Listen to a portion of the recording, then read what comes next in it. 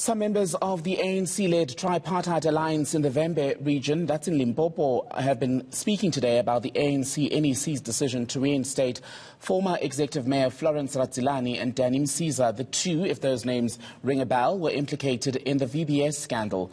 Ratsilani was named in the Great Bank Heist report as having allegedly received some 300,000 rand as a Christmas gift from the bank's directors after the municipality deposited money with the mutual bank. The group is expected at least to give an update on the murder cases of union leaders Chililo Musecho and Ronald Mani. Let's speak then about this with Chief Livhuwani Matsila from the Matsila Royal House, who's joining us by Skype. Chief, a very good afternoon to you. Am I right to say that you were part of the discussions that took place today? Yes, I'm actually the convener of all the fraternal organizations involved in the discussions today. Fantastic. Let's talk about what you've resolved to do, because there was a letter sent to the ANC-NEC this week, about 2 days ago. How will you proceed now? Now we are waiting for the ANC to come and consult us about this decision. As we have communicated in numerous accounts, we are not happy with the manner and the approach in which the ANC is approaching this very sensitive matter. It clearly shows that the ANC does not really care about the plight of our people who lost a lot of their hard-earned cash through the looting of VBS.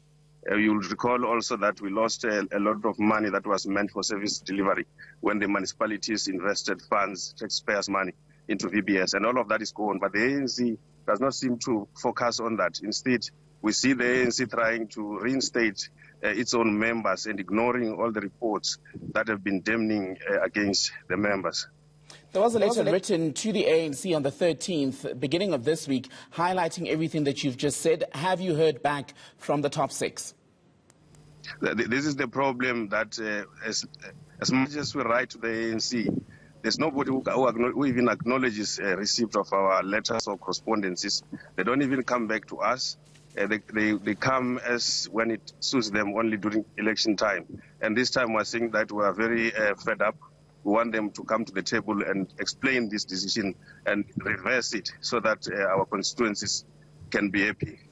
So the ANC, in explaining the decision to reinstate Danny Msiza and Florence Ratsilani, said that the two of them were basically innocent until proven guilty. They said there wasn't a matter or a finding against them from a court of law.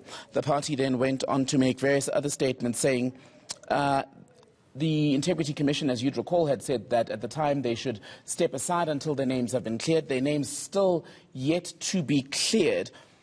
Why would the ANC then bring them back, do you think?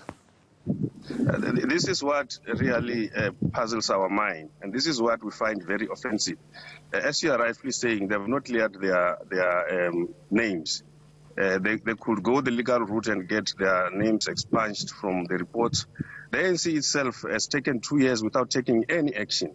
It has got its own internal disciplinary procedures that it should enforce, and it has not done. It only takes 2 years later, then they tell us that no, they are coming back because nobody did anything, including the ANC. And that we can't accept. Let me ask you then, Chief, what will you do to force the ANC to take action? I think if they don't take action now, they're going to be disciplined during the elections. Our people are simply not going to vote for them. I think there's going to be increased voter apathy in the region. And people will just sit at home and not go to vote, because we can't vote for the organization that doesn't listen to the people. And we're tired of explaining this all the time to the ANC. I think, if the leadership that is currently at the helm of the ANC wishes the ANC to die, it is going to die very soon, sooner than they think.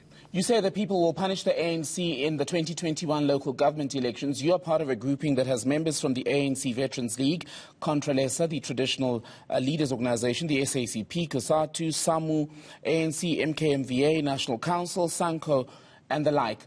How will you then, as people who are linked to the ANC directly, punish the party in your language?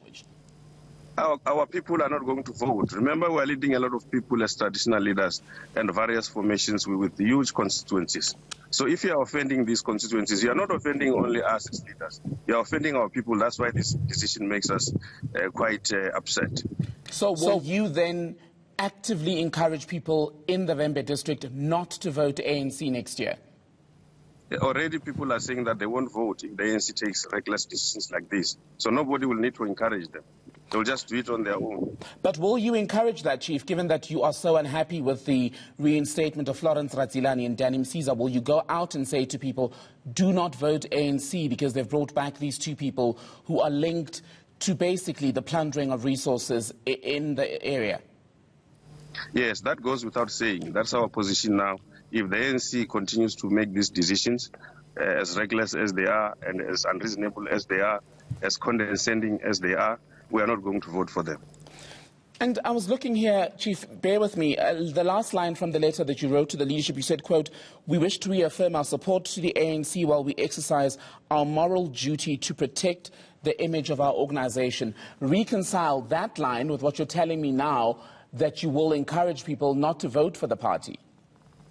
No, we're just saying that in principle we support the ANC, but we have a moral duty to protect its image, because the ANC is our organization. The leaders that are elected, will come and go, but the ANC will remain. So all we are trying to say is that we're trying to explain that we are doing this in good faith, in the best interest of the ANC.